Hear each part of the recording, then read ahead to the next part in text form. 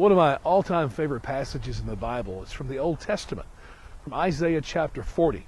Beginning of verse 12, going to the end of the chapter, is some of the most, just the best words about God you could ever imagine.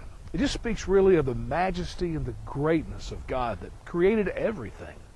Some of the highlights of that for me is where it says that God could measure the oceans or weigh the oceans in just the hollow of his hand.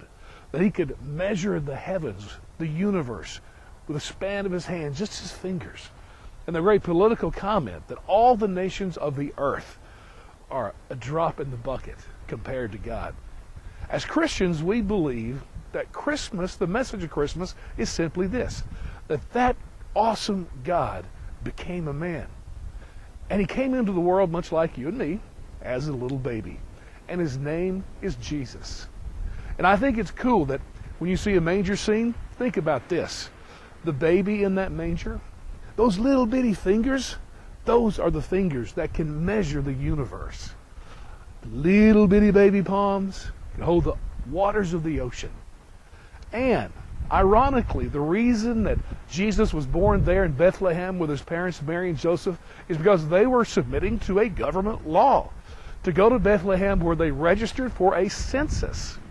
And yet, the Roman Empire, all government laws and politics, Democrats and Republicans, all the nations throughout the world, all the governments that have ever been are a drop in the bucket compared to that little baby. I don't know if you're freaking out over the fiscal cliff, over other economic worries, blood pressure high over some of the political craziness that's going on, but I hope this year you will indulge yourself in some holiday cheer. I'm not talking about the bottle, I'm talking about the baby, Jesus. So maybe this year spend a little time with Jesus, and then maybe you can experience what real joy and peace is all about. Merry Christmas.